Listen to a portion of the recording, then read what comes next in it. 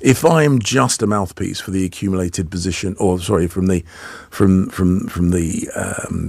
position of my constituents, if all I'm doing is repeating what they think, how should I be judged at a general election by those constituents? If all I'm saying is, well, vote for me, and I'll just say publicly what you think. Well, that's not quite what I said. Okay. What I said was that the team that you're playing for is your constituents, not the Conservative Party. Yes, you are a member of the Conservative Party, but the team that you should be playing for is that of your constituents. In terms of how you represent them, that's down to the individual. That's why they elect you, because they like the way that you hopefully will represent them. It's very clear the reason why the Conservative Party had such a horrible defeat was because there was no faith, there was no trust, and it all went completely and utterly out the window. And if I'm brutally honest, I think the Conservative Party needs someone they can get behind and go, do you know what, I trust that person, I like that person, I think they're genuinely going to do what they say they're going to do.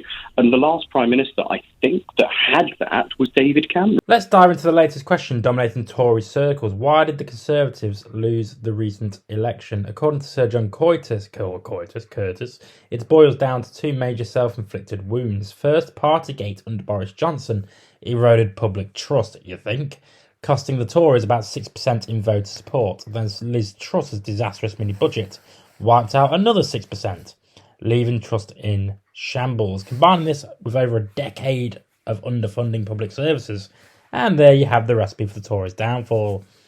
James Cleverly, a former leadership contender, recently took a call on his show from a man named Matthew, who had some advice. Conservative MPs should prioritise their constituents, not just the priority party. Whilst that's a solid solution, it exposes the deeper problem plaguing the Conservatives, their total lack of trustworthiness. For 14 years, they promised much but delivered very little. Be it on immigration, public services or the economy, people have finally woken up and had enough. What's interesting is how some Tories think the solution is to look backwards. Matthew suggested that they need someone like David Cameron to rebuild trust.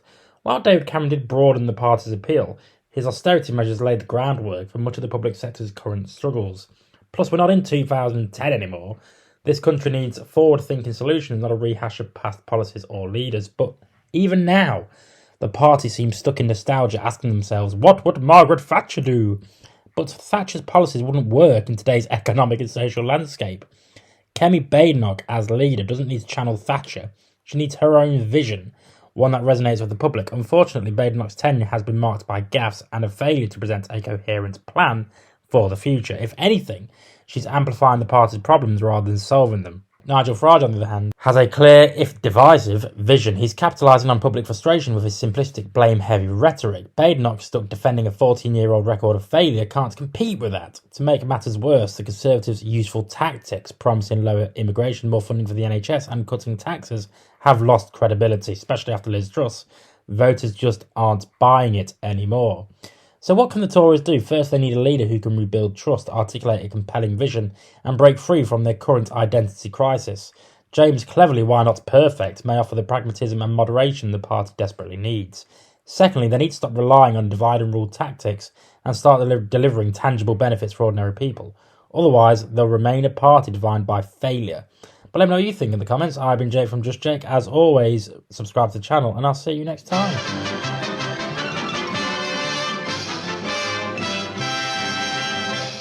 You actually made it to the end of the video. If you would like to subscribe to the channel, which, why haven't you already, is somewhere over there.